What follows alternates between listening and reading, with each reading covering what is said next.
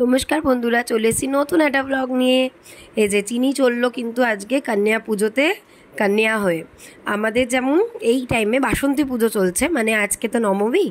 আর আমাদের যেমন কুমারী পুজো হয়, তেমনি নন বেঙ্গলিজদের নবরাত্রিতে নবমীর দিনে 9 জন বাচ্চাকে, মেয়ে বাচ্চাকে আর 1 জন ছেলেকে, ছোটো বাচ্চাকে ভৈরব বাবা আর 9 জন বাচ্চাকে কুমারী হিসেবেই খাওয়ানো হয়, মানে দেবী হিসেবে পুজো করা হয়, পুজো করে খাওয়ানো হয়। এই যে দেখতে পাচ্ছ চিনি কিন্তু চলে এসছে। প্রথমে কিন্তু রীতাদি আর দাদা দুজনে মিলে কিন্তু চিনির পা ধুয়ে দিচ্ছে, আর এখন দেখো আলতা পরিয়ে দিচ্ছে।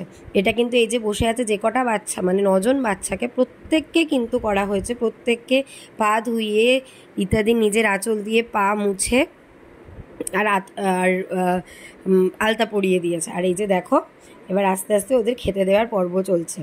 আন্নু কিন্তু এখানে প্রত্যেককে পাতা দিয়ে দিয়েছে খেতে বসার জন্য। আর এই যে দেখো জয় মা দাদি বলো সবাই মিলে। এখন এই যে মাকে পুজো করেছে। আর রীতাদিরা কিন্তু 9 দিন ধরে পুজো করে, আর 9 দিন ধরে কিন্তু পুরো ভেজ খায়, একদম পেঁয়াজ রসুন বাদ দিয়ে ভেজ খাবার খায়, পিওর ভেজ। এই যে দেখো ওখান থেকে ধুবো ঘাস আন্নু ছিঁড়ে দিচ্ছে ওর মাকে, মানে রীতাদিকে। রীতাদি কিন্তু এটা এবার প্রসাদে দেবে। আর এই যে ঘর থেকে নারকোলটা নামালো, এইটাই হচ্ছে কিন্তু, এই যে নারকোলটা, এটাই কিন্তু হচ্ছে আসল প্রসাদ। এরপর কিন্তু গীতাদি যায় মা দাদি বলে নারকোলটাকে ভেঙে প্রত্যেকটা বাচ্চার মধ্যে ইকুয়ালি সেই নারকোলটা অল্প অল্প অল্প অল্প করে ডিস্ট্রিবিউট করে দেবে। রীতাদির খুব আফসোস, রীতাদির ছোট ঘর, মানে বাচ্চা বসাতে অসুবিধা হয়। আমরা বলি তাতে কি হয়েছে, ছোট ঘরেই তো মজা বেশি। আমার মেয়ে কিন্তু জানো তো সেই 2.5 বছর 3 বছর বয়স থেকে কিন্তু রীতাদিদের ঘরে এই পুজোতে প্রত্যেক বছর যায়। দুর্গা পুজোর সময়তেও যায়, আর এই যে বাসন্তী পুজোর সময়তেও যায়। বছরে তো দুটো নবরাত্রি হয়, একটা শরৎকালে আর একটাই বসন্তকালে। আমার মেয়ে কিন্তু প্রত্যেকটাতেই যায়। যাই হোক, এই বছর গরমটা একটু বেশি পড়ে গেছে, কিন্তু তাও আমি পাঠিয়েছি, বলেছি ভালোভাবে যাব। আর এই যে সিম্বুরানির হাতে কিন্তু খুব ভালো করে বেঁধে দিচ্ছে। এর আগে কিন্তু আমার মেয়ের হাতে বেঁধে দিয়েছে। আর এই যে দেখো চিনির হাসিটা দেখো, এরপরে ওই চন্দনের টিপটা পরে ওটা আবার গেটে বেরিয়েছে, আমি আবার একটু ভালো করে মুছে দিলাম।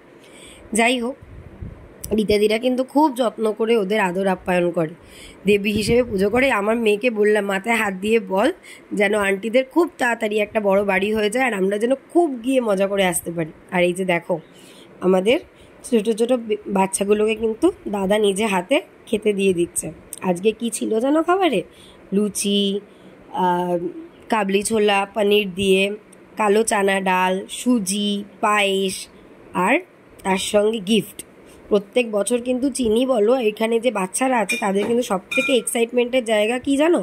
এই যে গিফটগুলো দেয়, ছোট বড় যা হোক, ওরা কিন্তু খুব মজা করে নেয়। আর এই যে দেখো চিনি কিন্তু নিজে ওই চানা আর লুচিটা খেয়ে নিচ্ছে। ওর কিন্তু একটুও ঝাল লাগেনি এইবার, একটু বড় হয়ে গেছে তো আগের থেকে। দেখো দাদা কিন্তু সবাইকে পরিবেশন করছে, সুন্দর করে খাইয়ে দিচ্ছে। আমরা কিন্তু চাই রীতাদির খুব তাড়াতাড়ি একটা ভালো বড়সড় বাড়ি হোক, আর আমরা সবাই মিলে গিয়ে খুব আনন্দ করি। তোমরাও কিন্তু ঠাকুরের কাছে বললো, রীতাদির কিন্তু খুব আফসোস ভাড়া বাড়িতে থাকে বলে।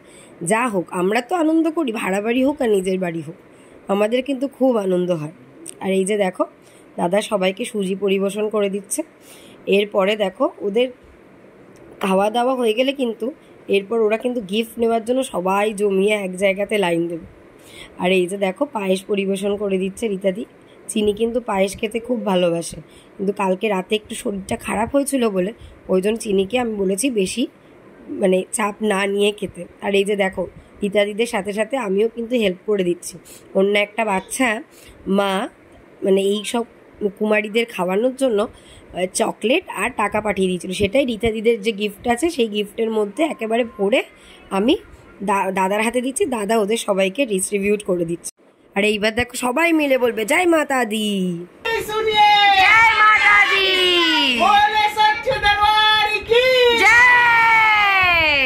এই সবাই মিলে একটু বৈষ্ণো দেবী গেলে।